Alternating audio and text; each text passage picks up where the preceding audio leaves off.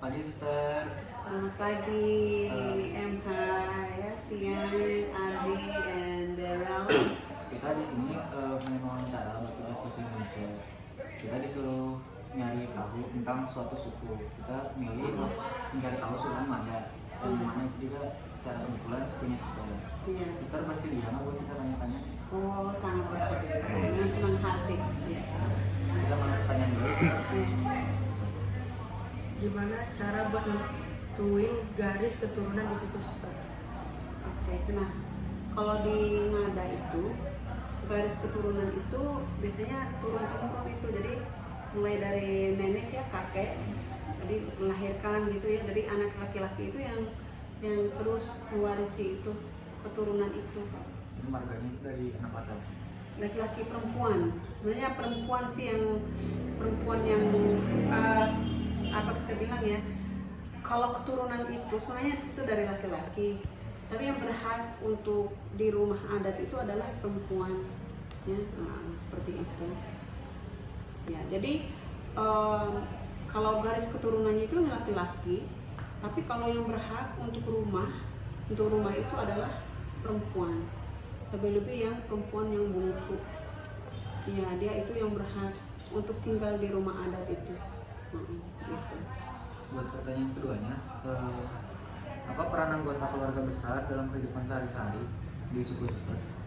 Oke, jadi peran keluarga besar itu kalau di kami itu keluarga itu sangat dekat ya, sangat dekat, dan biasanya itu peran keluarga yang pertama-tama itu mengayomi sesama keluarga. Terlebih kalau kita bilang ya ada masalah atau ada sesuatu yang terjadi itu biasanya semuanya itu merangkul ya, lebih-lebih yang orang yang paling sepuh itu yang akan merangkul yang paling muda itu untuk berkumpul bersama di rumah adat itu yang kami bilang sao itu. Jadi berkumpul di situ untuk seperti meneguhkan, menasehati, seperti itu. Jadi ya keluarga itu sangat erat gitu. Maksudnya kalau kita bicarakan tentang suku Ngada itu, tradisinya itu memang kuat sekali itu. Ya, adatnya itu masih pegang teguh seperti itu. Di keluarga suster, gimana tradisi pernikahan sama hubungan antar keluarga setelah menikah suster? Oke. Jadi kalau kami itu pernikahan itu ada dua cara ya. Yang pertama itu pernikahan secara adat dulu, pernikahan secara adat, lalu yang kedua itu pernikahan secara gereja. Karena kebanyakan kalau suku Ngada itu mayoritasnya itu Katolik semua ya. Jadi pernikahan secara adat, setelah itu pernikahan secara gereja. Nah, untuk pernikahan itu dari kami itu tidak boleh menikah, contohnya tidak boleh mengawini sepupu pertama, sepupu kedua, sepupu ketiga, sampai sepupu keempat. Itu tidak boleh mengawini itu. Jadi sepupu kelima boleh ya. Nah itu memang kalau yang masih dalam lingkaran yang masih dekat, keluarga dekat itu tidak boleh saling mengawini. Nah biasanya itu sesudah menikah itu laki-laki itu yang harus tinggal di rumah perempuan. Jadi laki-laki meninggalkan orang tuanya, dia diantar ke rumah perempuan. Jadi setiap laki-laki di Ngada itu atau di Bejawa itu pada saat nikah adat itu dia akan diantar oleh keluarganya ke rumah perempuan, lalu dia akan tinggal di sana. Jadi laki-laki yang harus keluar dari rumahnya, bukan perempuan yang keluar, seperti itu. Iya, jadi lebih ke matriarkal ya, jadi perempuan yang di rumah gitu. Yang keempat, di antara keluarga suster ada larangan atau aturan khusus gak ke kerabat? Di antara keluarga suster ada larangan atau aturan khusus gak ke kerabat? Kalau kami sih aturannya itu sih tidak ada, lebih ke kalau lebih ke pernikahan itu tidak boleh, harus betul-betul melihat ya. Jadi sebelum ada tahap pernikahan adat itu memperkenalkan ya. Jadi kalau memang itu masih kerabat itu langsung dilarang, tidak boleh ya, tidak boleh menikah. Lalu apa lagi ya, larangan itu lebih ke itu sih, kita bilang tidak boleh ya, seperti di 10 perintah Allah itu ya, tidak boleh mengambil istri orang gitu ya, atau tidak boleh larangan itu kalau pada saat hari raya Thanksgiving ya, atau yang kita bilang seperti kalau di Chinese Imlek itu, kami ada perayaan itu setiap bulan Januari itu, dimana ada larangan, dimana semua masyarakat Ngada itu sendiri tidak boleh makan ikan pada saat perayaan itu perayaan itu selama seminggu itu. Jadi larangan itu tidak boleh sentuh ikan, yang boleh disentuh itu hanya daging saja. Jadi kalau seandainya menyentuh ikan, nanti ada hal supernatural itu yang akan terjadi. Contohnya ya, angin topan atau banjir itu akan terjadi, dan memang saya pernah merasakan seperti itu. Jadi itu actually larangan itu seperti itu, dan larangan nenek moyang dulu itu tentang 10 perintah Allah itu yang seperti itu dilarang oleh kita, oleh itu yang lebih tua gitu. Ya. Selanjutnya, bagaimana cara keluarga suster bisa saling menjaga hubungan baik antar keluarga misal dari tiap generasi? Dari apa? Dari tiap generasi. Oh, oke. Nah, anak-anak dia kalau kita bicara tentang Flores ya umumnya dan khususnya Bejawa itu, kami itu punya cara tersendiri di mana menjaga keluargaan itu ya, di mana kami itu ada perayaan khusus ya, itu yang namanya Thanksgiving ya, atau perayaan ucapan syukur atas segala berkat yang diterima, dan itu setiap tanggal 16 Januari ya, 16 Januari itu mulai.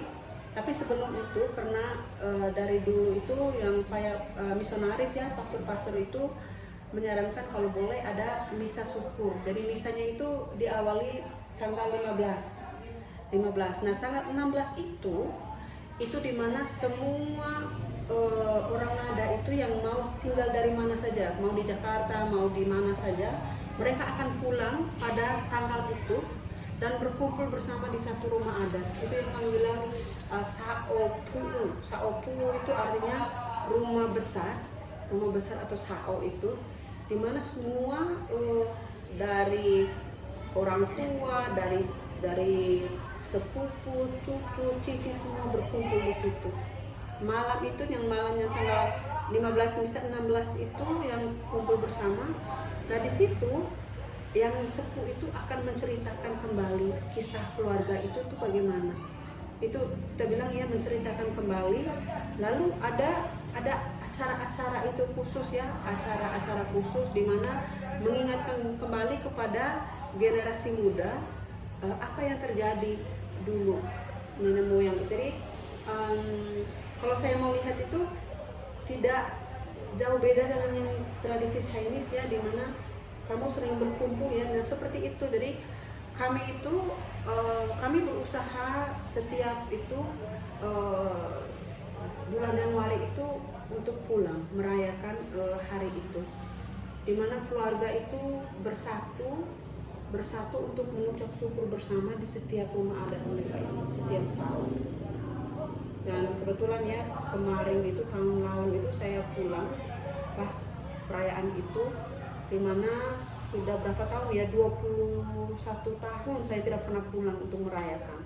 Baru saya pulang tahun kemarin, dan ya bersyukur ya masih bisa berkumpul dan bertemu dengan sepupu, keluarga semua pada saat itu. Ya, gitu. Gimana peran marga buat nentuin hubungan kekerabatan di suku Ngada? Oke. Nah, kalau di Ngada itu tidak ada bilang marga ya, tidak ada marga di sana. Nah, kami itu melihatnya itu sesuai dengan nama. Jadi nama belakang kami itu adalah nama dari leluhur atau nenek moyang. Contohnya ya, Tiang Sejabat. Jadi nama Sejabat itu dari situ, keluarga itu. Oh, Hermaman itu Hermaman dengan Sejabat itu masih bersaudara itu. Jadi kita bisa kenal kekerabatan itu dari nama. Di mana nama itu nama yang dibawa ya, contohnya bapak saya melahirkan, mama saya melahirkan saya dan memberi nama, dan nama yang diambil itu adalah nama dari leluhur itu. Dan setiap orang di Ngada itu, kalau mereka mendengar nama belakang kamu itu, mereka langsung, oh ini anaknya si ini, oh dari tempat ini, seperti itu. Jadi kalau di Batak kan kamu punya marga ini ya, marga ini, tapi di kami itu tidak pakai marga, jadi pakai nama leluhur itu. Nah, nama leluhur itu yang memperkenalkan kepada orang lain. Kalau mereka mendengar nama itu, oh ini nama dari keluarga si ini, dan neneknya pasti ini, kakeknya pasti ini, seperti itu. Tadi namanya itu dari leluhur ibu atau dari ayah, Suster? Bebas. Oh, Dari leluhur bebas. ibu atau leluhur ayah. Nah, contohnya MH baru dilahirkan. Setelah itu dikasih namanya, oh MH, kamu itu nama kamu diambil dari kakek kamu, kakek dari kakeknya mama. Langsung kamu bersin. Biasanya seperti itu tanda kalau kamu bersin berarti nama itu cocok buat kamu. Tapi kalau seandainya kamu tidak bersin, pada saat kamu dikasih nama, itu berarti kamu sudah ganti lagi nama. Nah, seperti itu. Contohnya ya, mungkin kakek dari kakeknya bapaknya MH atau nenek dari neneknya itu leluhur, itu seperti itu. Nah, di situ kami kenal, oh ini nenek dari nenek kami gitu. Seperti itu. Ya, jadi kalau kamu lihat orang Ngada khususnya ya, kalau kamu lihat nama ya, namanya kadang ada agak aneh namanya, tapi itu nama leluhur itu. Gitu ya. Oke.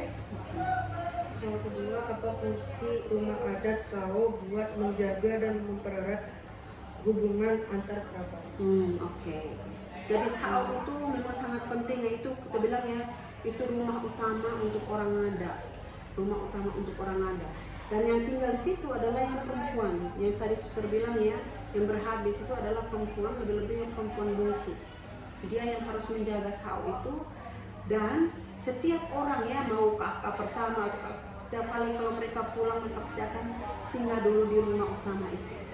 Dan yang ada perempuan ini harus bisa menyiapkan, contohnya menyiapkan makanan ya, harus itu. Dan biasanya makan itu untuk kasih nenek moyang juga ya.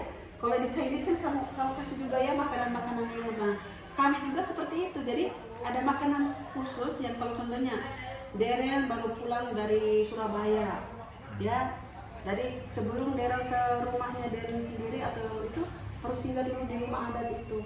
Nah, di situ ada perempuan atau kakak perempuan itu akan menyiapkan makanan, lalu dikasih ke nenek moyang, dikasih juga ke Deren untuk makan.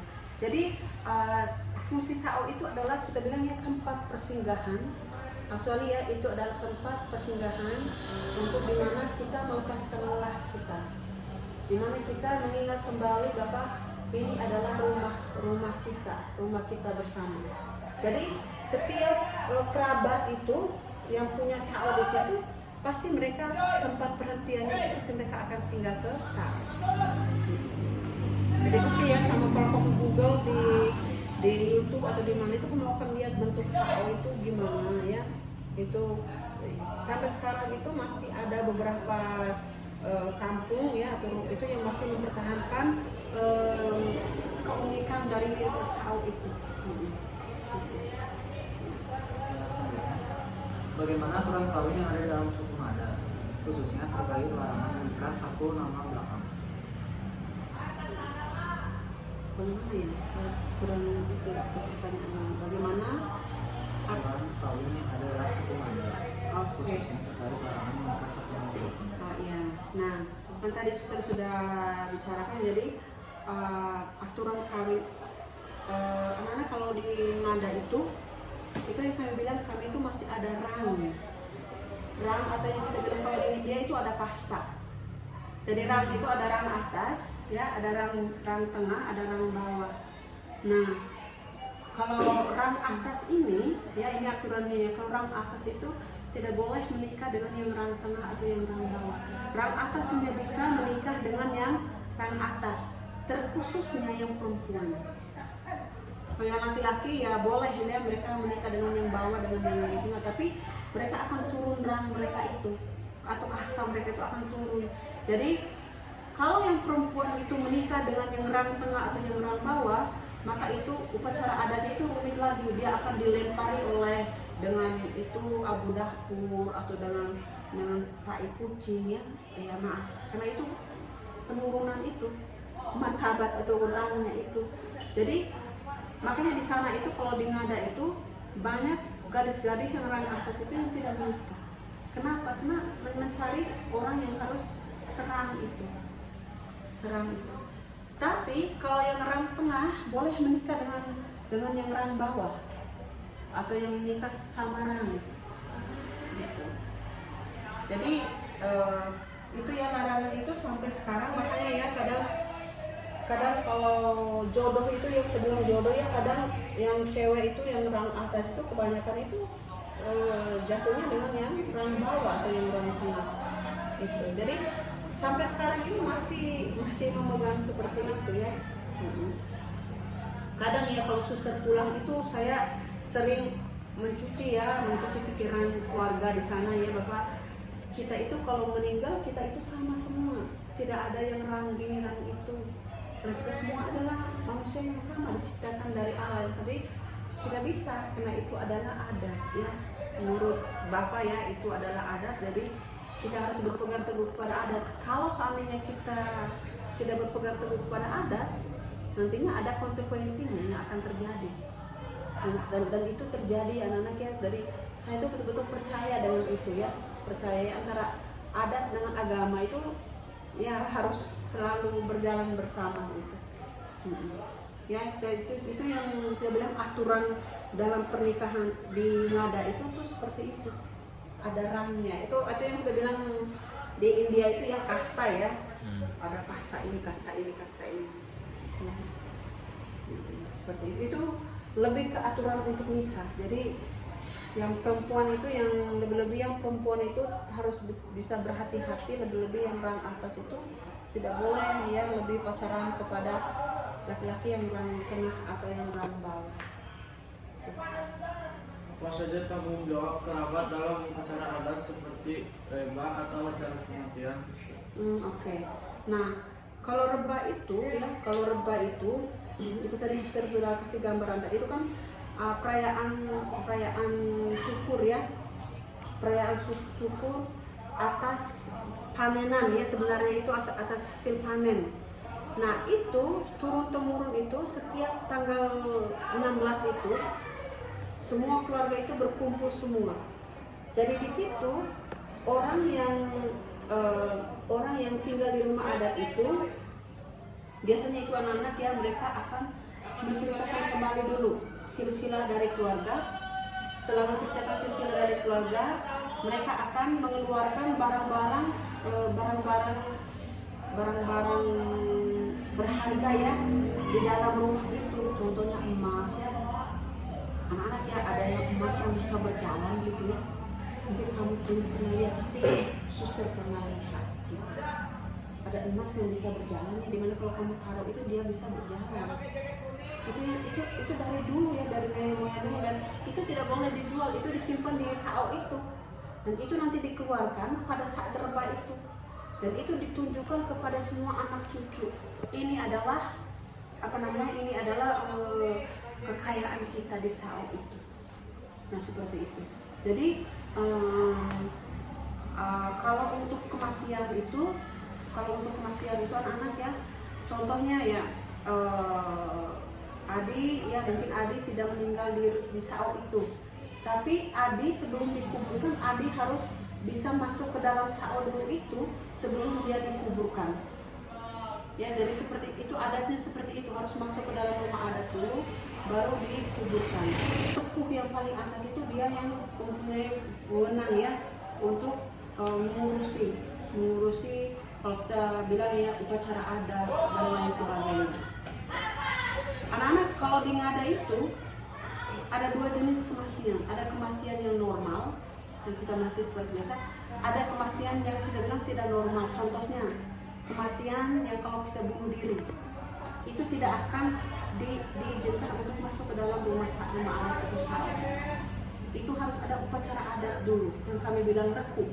Leku itu dimana untuk mengusir dulu ya, karena kamu mati secara tidak baik, jadi tidak boleh masuk ke dalam rumah adat dulu. mayatnya itu di mana? Di luar. Di luar kan ada tenda ya, jadi dia di luar dulu, tidak boleh dimasukkan ke dalam. Dan itu ya prosesnya masih panjang ya untuk acara itu. Untuk itu kembali ya, caranya untuk mengembalikan kembali maka dia ini meninggalnya tidak baik, jadi harus gimana gitu. Soal kelima, bagaimana cara suku Ngada mewariskan harta atau tanah adat kepada keturunan Suka? Oh, itu tadi yang sudah bilangnya tadi tentang harta itu ya, mewariskan harta ya. Anak-anak ya, kalau harta yang tadi seperti sudah bilang emas ya, ada emas, ada juga kain adat ya. Kain adat itu anak-anak ya, saya nanti sudah tunjukkan foto, itu hanya replika saja yang dibuat oleh kakak saya dan mama. Kain adat itu dimana dianyam dengan dari mutiara. Itu nanti saya tunjuk ke kamu. Jadi itu nanti harta itu adalah milik keluarga besar. Itu tidak boleh dijual. Dijual harta itu kalau sepengetahuan semua keluarga besar. Contohnya untuk kebutuhan, mungkin kita mau bangun rumah adat yang lebih baik lagi, itu bisa dijual. Tapi harus izin nenek moyang. Nenek moyang kami mau mengambil ini separuh dari emas ini untuk digadai dan untuk membangun rumah adat. Itu harus izin itu dulu. Nah, untuk tanah anak-anak ya, kita bilang kalau harta ini yang berkuasa ini, yang menjaga ini adalah yang ada perempuan itu, yang perempuan yang tinggal di dalam rumah adat itu, dia yang harus menjaga itu. Tapi tetap yang kakak laki-laki itu yang juga bertanggung jawab atas itu. Oke. Nah, kalau kita bilang tanah itu ya, tanah itu biasanya itu diberikan kepada anak perempuan. Ya, jadi kalau di Ngada itu tanah itu biasanya yang paling banyak diterima itu adalah dari yang perempuan. Yang laki-laki akan dikasih juga, tapi tidak sebanyak yang didapatkan oleh perempuan. Ya, karena prinsip nenek moyang dulu itu laki-laki itu kuat, dia bisa mencari ya kehidupan atau nafkahnya sendiri. Sementara yang perempuan itu tidak bisa. Dia di perempuan bisa, tapi perempuan itu lebih ke itu lebih kita bilang ya lebih ke rumah itu ya, lebih ke rumah dan diberikan lebih contohnya tanah atau apa saja gitu. Nah, seperti itu ya. Jadi itu turun temurun anak-anak. Dan tanah ya di sana itu ya, kita bilang saya kadang tidak percaya dengan adat, tapi itu terjadi. Contohnya yang kita bilang tanah adat. Tanah adat itu beda dengan tanah biasa. Ya, mungkin kalau kamu di Medan ya ada seperti itu, atau di sini Chinese ya, mungkin ada kepercayaan seperti itu, di mana tanah adat itu adalah tanah dari leluhur. Dan tanah itu tidak boleh dijual sembarangan. Kalau dijual harus ada berkumpul semua di rumah adat itu, lalu membahas ini tanah adat kita ini kita mau jual atau tidak. Tanah adat itu biasanya itu berhektar-hektar itu tanahnya. Jadi kalau seandainya dijual tanpa sepengetahuan anggota keluarga besar, akan ada konsekuensinya. Akan ada contohnya ya, kamu minta darah terus, kamu ke rumah sakit, dokter bilang nggak ada sakit, akan seperti itu. Atau mungkin ya anak atau apa akan jadi seperti orang gila gitu. Nah, kadang periksa itu tidak ada gejala apa-apa. Setelah itu harus dilihat kembali, oh ada apa ya? Oh, padahal ini rumah tanah adatnya dijual tanpa sepengetahuan keluarga besar. Nah, seperti itu ya. Jadi kadang saya bilang ya, saya mau percaya atau tidak percaya, tapi saya harus percaya di mana adat dan agama itu harus berjalan bersama. Itu kalau kita bilang di Ngada. Makanya kalau kamu baca itu, kamu lihat di YouTube itu memang adat dan budaya itu bagus sekali, sangat indah ya dibandingkan dengan daerah Flores yang lain ya. Ngada itu memang unik ya, dia berbeda dengan daratan Flores yang lain ya, karena budayanya itu berbeda. Kalau di daerah yang lain itu ada namanya Belis ya, kamu tahu Belis ya, Belis di mana laki-laki itu harus membayar perempuan sebelum kawin. Kalau di kami tidak ada kata belis, ya, tidak ada kata itu yang harus membayar perempuan atau membayar laki-laki, itu tidak ada. Ya, itu sudah saya kira ya. Ada lagi? Udah itu aja Sister. Makasih atas waktunya. Ya, sama-sama ya. Jadi mungkin semoga ya dengan ini dia membuka gambaran kamu bahwa oh padahal ini ada ngada ya. Nah, ngada atau yang kita bilang bejawa. Bejawa di mana ya? Kita bilang kalau kita lihat itu Kokan itu hampir sama dengan Garut ya, di mana di antara gunung-gunung ya. Jadi dia itu di dalamnya, kalau kita lihat Garut kan ya, diselubungi oleh gunung-gunung. Bejawa itu seperti itu kayak kawah gitu. Jadi dia itu di dalam kawah.